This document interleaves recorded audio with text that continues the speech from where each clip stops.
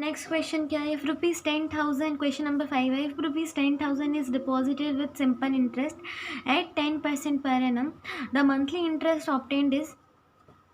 यार क्या बोल रहा है? अगर मैं ₹10,000 को डिपॉजिट करती हूँ यानी कि जमा करवाता हूँ विद सिंपल इंटरेस्ट, किसके साथ? सिंपल इंटरेस्ट के साथ में, एट 10% पर एनम, कौन से रेट पे? 10% पर एनम के रेट पे। The monthly interest obtained is, monthly interest, तो मुझे मंथली इंटरेस्ट कितना मिलेगा? यार ऑब्टेन मतलब प्राप्त हुआ, प्राप्त होना, प्राप्त हुआ, प्राप्त क्रिया, प्राप्त होना, प्राप्त मतलब आपको मिला, तो ऑब्टेन मतलब आपको कितना मिलेगा, ठीक है।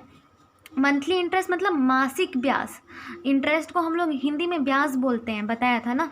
तो मंथली इंटरेस्ट मतलब मासिक ब्याज, मतलब हर एक महीने में कितना इंटरेस्ट मिल रहा है, एक महीने का इंटरेस्ट निकालना है, एक महीने का।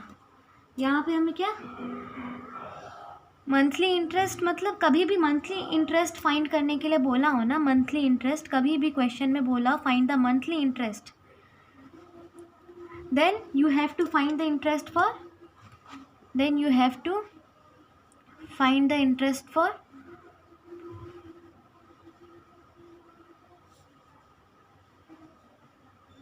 1 month only। मतलब मुझे ये पता करना है हर एक महीने में उसे कितना इंटरेस्ट मिल रहा है, महीने का, है ना, मंथली इंटरेस्ट मतलब 1 मंथ का, ठीक है। तो यहाँ पे इफ, अगर क्वेश्चन में if monthly interest, if monthly interest is given in question, ठीक है, अगर क्वेश्चन में मंथली इंटरेस्ट गिवन हो तो then you have to find the interest for 1 month only, ठीक है। तो यार यहाँ पे फिर से क्वेश्चन, अगर मैं 10,000 रुपीज़ जमा करवाती हूँ, ठीक है, डिपॉजिट करवाती हूँ सिंपल इंटरेस्ट के साथ में, विद सिंपल इंटरेस्ट मतलब सिंपल इंटरेस्ट के साथ में, एट 10% पर एनम, यानी कि 10% पर एनम के रेट ऑफ इंटरेस्ट पे, तो the monthly interest obtained is, तो मुझे मंथली कितना इंटरेस्ट ऑब्टेन होगा, कितना इंटरेस्ट मिलेगा, प्राप्त होगा, ठीक है ना, ऑब्टेन प्राप्त होगा, ठीक है। तो यार कितना प्राप्त आपको मिलेगा मंथली इंटरेस्ट?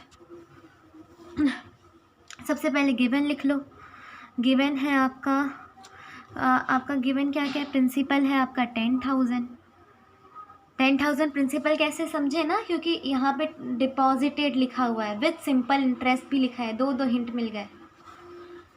फिर प्रिंसिपल आपका गिवन है 10,000, उसके बाद यार आपको कितना गिवन है? रेट ऑफ इंटरेस्ट गिवन है 10% per annum, 10% per annum rate of interest given है।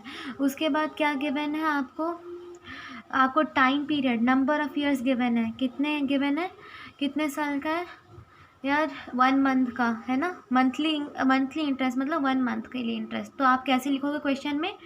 1/12, है ना, 1/12 लिखोगे, क्योंकि नंबर ऑफ़ ईयर्स, अब ईयर्स में नहीं दिया है, मंथ में दिया है, मंथ में जब देते हैं तो टोटल एक साल में कितने मंथ होते हैं? 12 में से कितना दिया है? 1, तो 1/12 1 आ जाएगा आपका न्यूमरेटर में, 12 आ जाएगा आपका डिनोमिनेटर में, ये हमेशा याद रखना, है ना। नंबर, टाइम पीरियड कैसा दिया है? मंथ में दिया है, ईयर में दिया है। ईयर में दिया होता, 1 ईयर दिया होता तो हम सिंपली जैसे करते हैं, जैसे करते आए वैसे ही करते, लेकिन मंथ दिया है तो ऐसे नीचे 12 लगाना पड़ेगा डिनोमिनेटर में, ठीक है।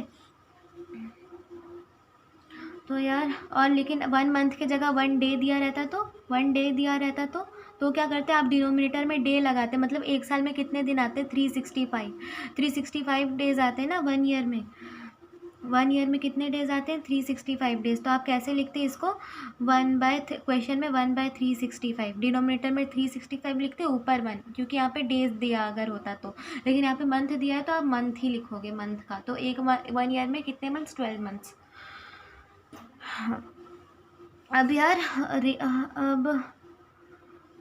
क्या बोलते हैं, अब हम लोग क्या करेंगे?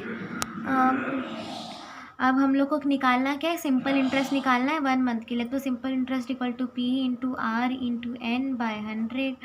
तो प्रिंसिपल है हमारा 10,000 अपॉन R है हमारा 10% इंटू N है हमारा 1 मंथ, तो 1 मंथ है तो नीचे 12 लगाना ना भूलें, और यहाँ पे 100, ज़ीरो से ज़ीरो कट, ज़ीरो से ज़ीरो कट। यहाँ पे आपका अब और क्या हो जाएगा,